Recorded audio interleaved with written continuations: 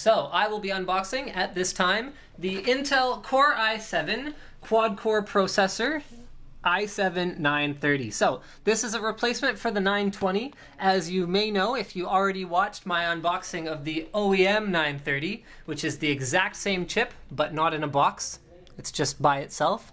And the unboxing was very uninteresting because it was that chip and there was no box. Okay, so why don't we have a look at everything it says about this particular CPU. So first of all, we have a frequency of 2.8 gigahertz, then we have socket LGA6 1366, the i7-930, 8 megs of cache, 4.8 QPI transfer frequency, okay? All of the information about the batch as well as the serial number is right there. So why don't we get this show on the road? And I can't believe it, I still don't have a knife. I forgot to get a knife. That's okay, I'll just rip the sticker. It's all good. See, it's slow going, but I'm making it happen here. Ripping the sticker step by step, trying not to wreck it too much. There we go. All right, so there's another UPC code here. Not sure what that's for. And we'll flip this over, and out it comes. So the first thing we will find is the installation instructions as well as the 3-year limited warranty. This is a difference between a retail chip and an OEM chip, is that a retail chip comes with a 3-year warranty, whereas an OEM CPU, actually I believe it's only a 1-year warranty, and it should be through the retailer or the system integrator that you buy the CPU from. So that means that you do not have an Intel warranty on an OEM CPU. It also includes an Intel Inside logo label, C back panel, right there, just like that. It's all shiny and nice. I really like these case badge stickers.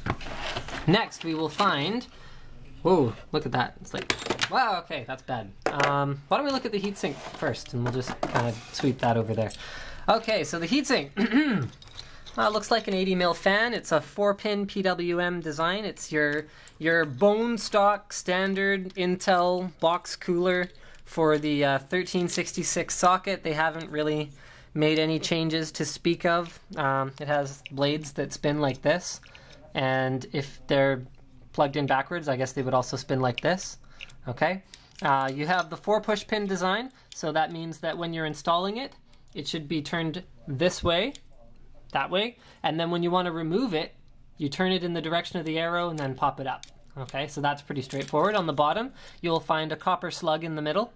Not a real slug, like a copper piece of metal, not like an oozing thing that goes across. And then you will find thermal compound pre-applied. It's actually pretty good thermal compound. I tested this against, I think it was MX1, Arctic Cooling MX1, and they were so close in performance. I couldn't believe it. But this is good stuff that's on here.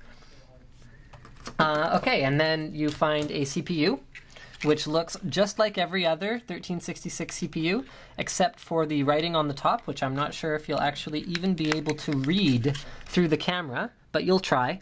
Okay, so that says i7-930, and then at the bottom of the CPU, you will find no markings whatsoever, but what you will find is pads.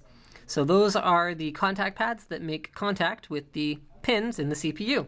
In the motherboard. See, CPUs used to have pins, and that's what makes me say pins when I'm talking about a CPU quite frequently.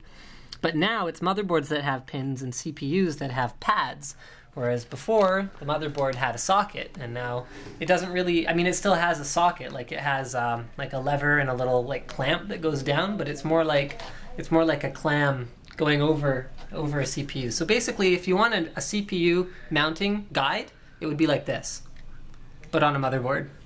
Thanks for checking out my unboxing.